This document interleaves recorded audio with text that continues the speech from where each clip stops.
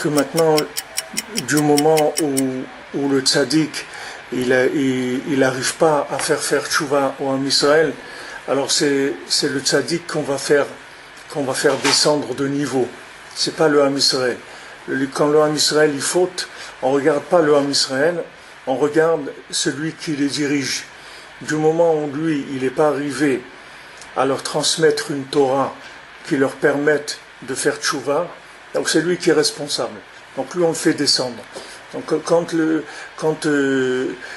on a fait le veau d'or, celui qui a payé le prix du veau d'or, c'est Moshe Rabbeinu, c'est pas nous. Nous, au contraire, nous on est sortis que gagnants du veau d'or.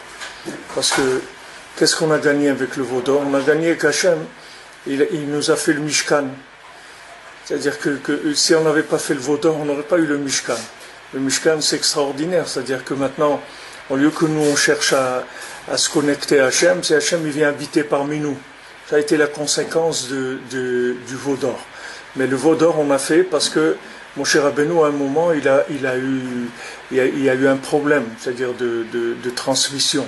C'est-à-dire qu'il s'est absenté, il y a eu une erreur de calcul, Satan, tout ça, tout ce qu'il y a eu, mais c'est pas pardonnable. Donc Hachem, il fait descendre Moshe Rabbeinu de la 50e porte, et il lui dit, voilà, du moment où ton peuple a fauté, il lui dit, bien ton peuple qui a fauté, donc tu descends. Il lui dit, c'est ton peuple. C'est-à-dire que le tzaddik, il a la responsabilité totale du Ham Israël. Maintenant, ce schéma-là, il est valable aussi dans tous les positionnements. C'est-à-dire, un père, il a la responsabilité de ses enfants. Un père, il ne peut pas dire, bon, j'ai fait ce que j'ai pu pour mes enfants. Quand un père, il est dans l'Olam Haemet, si ses enfants ne sont pas dans la Torah, on le fait descendre. Il ne peut pas dire, j'ai fait ce que j'ai pu. Il n'y a pas de que fait ce que j'ai pu. Il faut que ça marche. Il dit, mais comment j'ai pris des bonnes écoles. Il faut que ça marche. Débrouille-toi, il faut que ça marche. Il dit, mais j'ai essayé. Il n'y a pas de tu as essayé. Si on te confie des âmes, ça veut dire que tu as tout ce qu'il faut pour les faire réussir. C'est tout. Il n'y a pas de... Alors on dirait, oui, mais alors s'ils n'ont pas la Bechira, ils n'ont pas le choix. Si quelqu'un il n'a pas envie d'écouter, débrouille-toi, fais-le écouter. Comme Rav Chaikin, il dit à ce monsieur qui vient, à Shalom, il dit à ce monsieur qui vient se plaindre, il dit, ma femme elle regarde la télévision au Shabbat. Alors il croyait que Rav Chaikin, il allait lui faire les gros yeux à sa femme. Il lui a dit, t'as qu'à faire les clowns, comme ça elle ne regarde pas la télévision. C'est-à-dire que si ta femme elle regarde la télévision au Shabbat, c'est que tu es un monsieur qui n'est pas intéressant, c'est tout.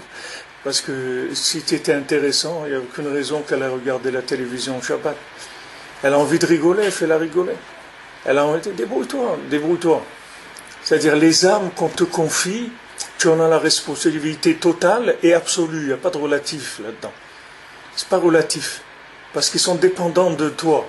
Donc tu ne peux pas dire j'ai essayé. Il n'y a pas j'ai essayé, il faut que ça marche.